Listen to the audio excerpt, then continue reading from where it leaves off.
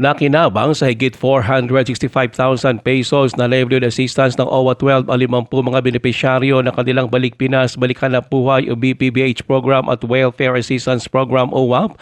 Ang ahensya ay nagbigay din ng 7.7 million pesos para sa 18 OFW group sa ilalim ng kanilang tulong panganap-buhay sa pag-unlad ng Samaang OFW o Tulong Puso Program.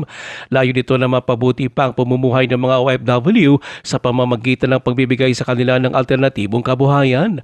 Ang pamimigay ng ayuda ay tampok sa 30th Migrant Workers Day celebration sa Coronadal. Dinalwa nito ng higit 1,000 mga OFW sa reyon at kanilang pamilya.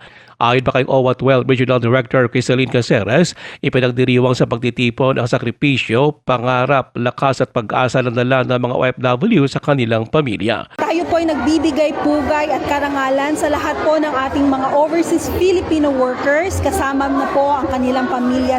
Si OWA 12 Regional Director Crisaline Caceres, ang ayudang natanggap ay pinagpasalamat naman ng dating OFW na taga Cotabato Province na si Cheryl Papa.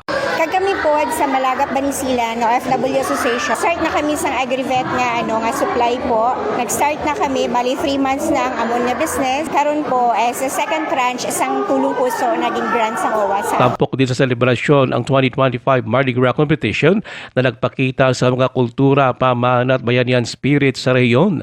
Tinangal naman ng overall champion ang Libak Sultan Kudarat, first runner-up ang Bikawayan Cotabato at second runner-up ang Norala South Cotabato. Ruel Osano, NDBC Bida Balita.